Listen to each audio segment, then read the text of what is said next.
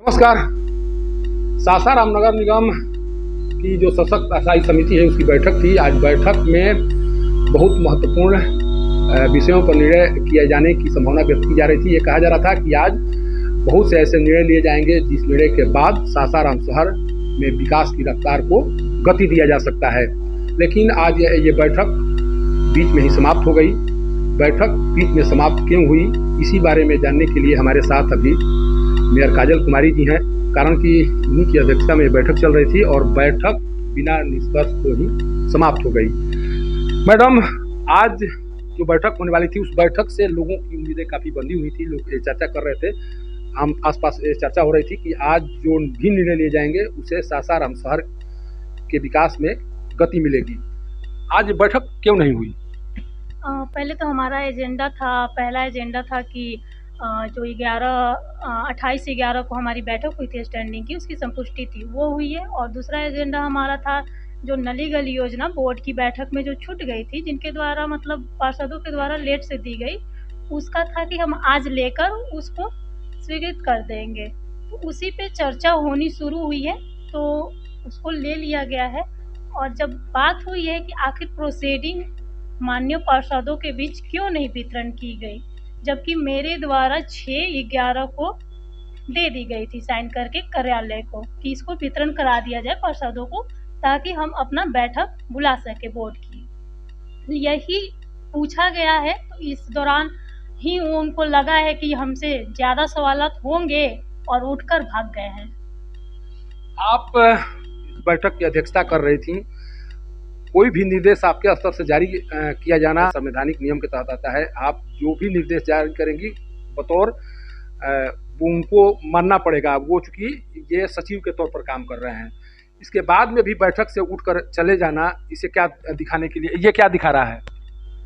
पहली चीज कि अगर आपको दी जा रही है कुछ भी चीजें, हमें ससमय बैठक बुलानी है। अगर आप प्रोसीडिंग नहीं बांटते हैं तो हम बैठक कैसे बुलाएंगे?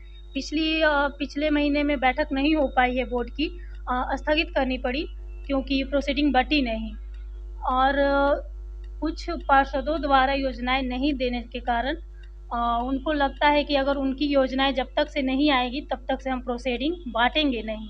मैंने कहा आप प्रोसीडिंग बांट दीजिए और इसमें हम योजनाओं को स्टैंडिंग में लेकर कर देंगे। तो कहते हैं कि नहीं, दूसरी प्रोसीडिंग साइन करके आप दीजिए, तब हम प्रोसीडिंग बांटेंगे। जो भी 4-5 लोगों की जो छूटी हुई है योजनाएं, वो जब तक से ऐड नहीं होगा तब तक से हम प्रोसीडिंग बांटेंगे नहीं।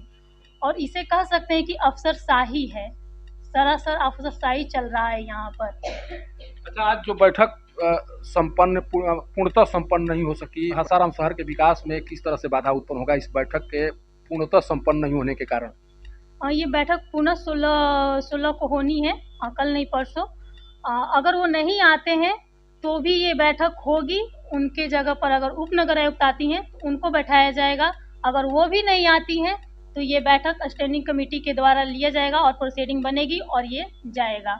हमारा बैठक रुकेगा नहीं। अच्छा, एक चीज सभी लोग जानने की कोशिश कर रहे हैं, जब आप चुनाव में जा रही थी उस दौरान आपके द्वारा कहा गया था कि हम सासाराम शहर को बदल देंगे, सासाराम शहर में विकास की गति को तेज किया जाएगा। लेकिन एक साल गुजर जाने के बाद भी सासाराम शहर का विकास उस तरह से नहीं हुआ जिस तरह से होना चाहिए। लोग ये जानने की कोशिश में लगे हुए हैं कि आखिर कहाँ पर अवरुद्ध उत्पन्न हो रहा है या किसके द्वारा अवरुद्ध उत्पन्न करने की कोशिश की जा रही है, जिस कारण से सासाराम शहर का विकास जिस तरह से होना चाहिए था वो नहीं हो सका। पहली चीज़ कि वाकई में हम शहर को बदलना चाहते हैं, लेकिन यहाँ के अधिकारियों के द्वारा वो काम सही से नहीं किया जा रहा है। बहुत से ऐसे निर्णय लिए गए हैं और आज की बैठक में ये पूछना था कि अब तक जो भी निर्णय लिए गए हैं उस पे आगे क्या क्या प्रोग्रेस हुआ है। लेकिन आप स्टार्टिंग में ही बैठक छोड़कर चले जाते हैं, तो इसका जवाब देने वाले आप नगर आयुक्त हैं, आप देंगे। हमें जनता को बताना है क्योंकि हम यहाँ जनता के द्वारा चुन कर आए हैं। आपके द्वारा जो काम किया जाना चाहिए बतौर नगर निगम के जो मेयर हैं, जो आपके पास अधिकार है, उस तरह से आपके द्वारा कार्य किया जा रहा है। लोग ये जानना चाह रहे हैं कि क्या उनके द्वारा अपने कार्यों के सही तरीके से किए जाने के बाद भी नगर आयुक्त के स्तर से उसमें अड़ंगा डाला जा रहा है? क्या पार्षद जो यहाँ के प्रतिनिधि के तौर पर यहाँ पर आते हैं, सशक्त, चाहे वो सशक्त अस्थायी समिति में हो, चाहे वो जो बोर्ड के मेंबर के तौर पर आते हैं, क्या उनके स्तर से सहयोग मिलता है आपको? कारण कि लगातार लोग ये जानने की कोशिश में लगे हुए हैं कि आखिर सासाराम शहर में विकास का कार्य कब प्रारंभ होगा। अभी पता चला कि 112 योजनाएं जो बोर्ड या सशक्त अस्थायी समिति के स्तर से चयनित किए गए थे, उस पर या तो काम शुरू हो चुका है या फिर काम शुरू होने की तैयारी है। लेकिन केवल 112 योजनाओं से सासाराम शहर का विकास नहीं होगा। आपके ऊपर एक बहुत बड़ी जिम्मेवारी है। आखिर इन जिम्मेवारियों को कब तक आप नगर आयुक्त के ऊपर ठिकरा फोड़ के उससे बचती नजर आएंगी आप? देखिए, कार्य वहीं से शुरू होता है। यहाँ निर्णय हम ले सकते हैं, उन्हें निर्देशित कर सकते हैं कि आप जल्द से जल्द इस पे काम कीजिए। और रही बात ये जो भी योजनाएं हैं, तो इन पे तो काम शुरू होने वाले हैं। और भी ऐसे सारे निर्णय हैं जो आज की बैठक में मैं बोल ही रही हूँ कि आज की बैठक में पूछना था कि अब तक इनमें क्या क्या काम हुआ है, आगे क्या क्या होना बाकी है। लेकिन इनके रवैये से तो यही लग रहा है कि ये शहर में काम नहीं करना चाहते। और यहाँ जितनी भी टीम आई हुई है जीतकर, वो सारे चाहते हैं कि शहर में काम हो। कोई नहीं चाहता कि शहर में काम ना हो। सभी का ये है कि हमारा शहर बदले। आपको लगता है कि इस नगर आयुक्त के पीरियड में सासाराम शहर का विकास नहीं हो पाएगा? नहीं हो पाएगा तो जाएंगे। ऐसा रवैया तो यहाँ नहीं चलेगा, क्योंकि हम लोग भ्रष्टाचार मुक्त करना चाहते हैं अपने शहर से। यहाँ भ्रष्टाचार नहीं चलेगा। अब तो एनजीओ के द्वारा लिख कर दे दिया गया है कि हम शहर में साफ सफाई का कार्य नहीं करेंगे। कल उसके द्वारा बाकायदा लिख कर दे दिया गया, बताया गया कि आर्थिक रूप से हमें कमज़ोर करने की कोशिश की जा रही है नगर निगम के द्वारा, चाहे वो अधिकारी हों, प्रतिनिधि हों। खुलकर तो बताया नहीं गया है एनजीओ के द्वारा, लेकिन ये कहा गया है कि आर्थिक रूप से कमज़ोर करने की कोशिश की जा रही है, जिस कारण से हम सासाराम शहर में साफ सफाई का कार्य नहीं कर सकते हैं। आगे क्या होगा?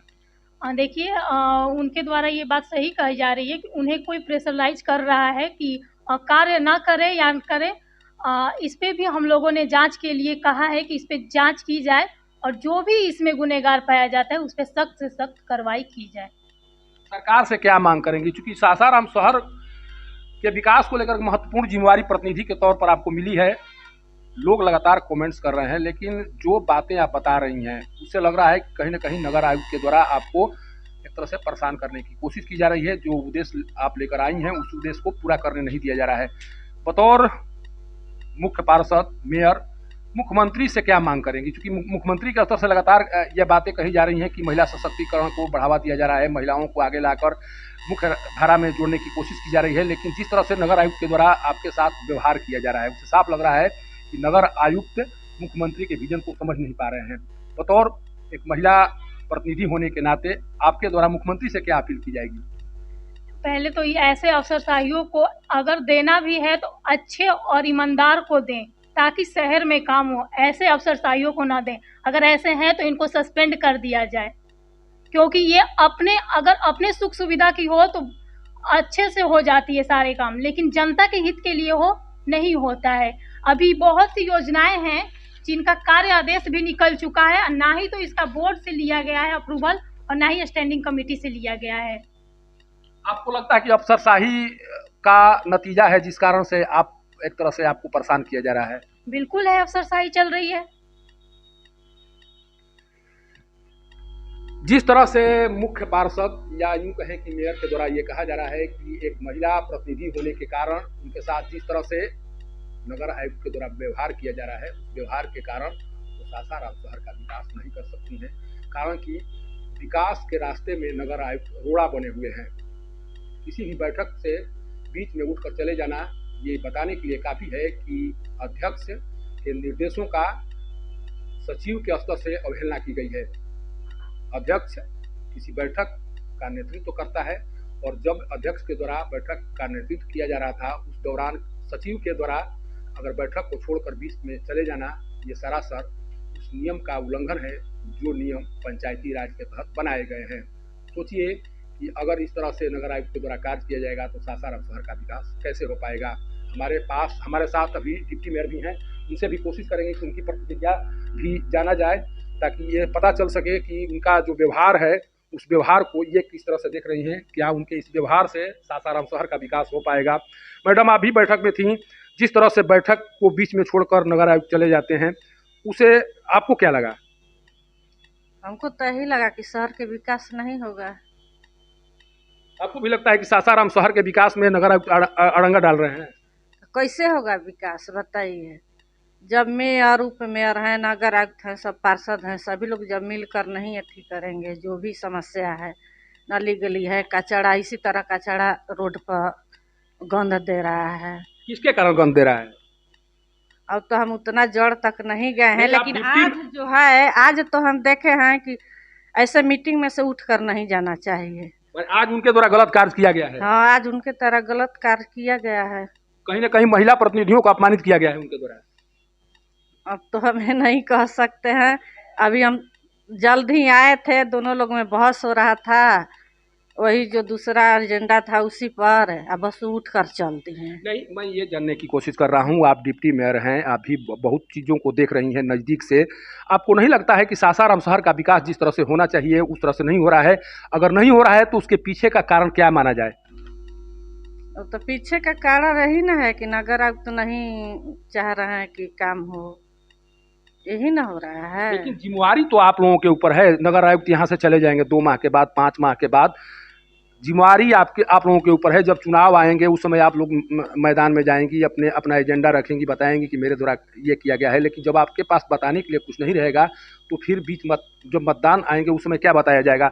आखिर क्यों न इस तरह अधिकारी पर कार्रवाई के लिए आप लोग के स्तर से मांग की जा रही है? मांग तो करना चाहिए अधिकारी के, हम लोग करेंगे। अगर नहीं आएंगे 16 तारीख का हम लोग रखे हैं मीटिंग, नहीं आएंगे तो हम लोग उसके बाद में उन पर कार्य करेंगे। देखिए, ये 2 चेहरा मुख्यमंत्री नीतीश कुमार के कारण ये इस पद पर दिखाई दे रहा है या इस कुर्सी पर दिखाई दे रहा है। लेकिन इस चेहरे को जिस तरह से आज नगर आयुक्त के द्वारा अपमानित करके इस बीच बैठक से एक तरह से चले जाना, ये बताने के लिए काफ़ी है कि मुख्यमंत्री लाख कोशिश कर लें महिला को सशक्त बनाने के लिए, लेकिन उनके जितने भी अफसर हैं वे चाह रहे हैं कि महिला प्रतिनिधि खुलकर काम न कर सकें, महिलाएं आगे न बढ़ सकें। और इस तरह के अधिकारी जब तक से रहेंगे तब तक से महिलाओं को सशक्त बनाया नहीं जा सकता है, महिलाओं को मुख्य धारा में लाया नहीं जा सकता है। मेयर काजल कुमारी 1 साल से लगातार कोशिश कर रही हैं, जैसा इनके द्वारा बताया जा रहा है कि सासाराम शहर के विकास को लेकर लगातार ये एजेंडा बना रही हैं, योजनाओं को बैठक में पारित करा रही हैं। ये कोशिश कर रही हैं कि सासाराम शहर का विकास उस तरह से हो जिस तरह से चुनाव के दौरान इनके द्वारा वादा किया गया था। लेकिन ये वादा कहीं न कहीं धरातल पर उतरता हुआ दिखाई नहीं पड़ रहा है और इसके लिए सीधे तौर पर मेयर काजल कुमारी के द्वारा नगर आयुक्त को जिम्मेवार ठहराया जा रहा है।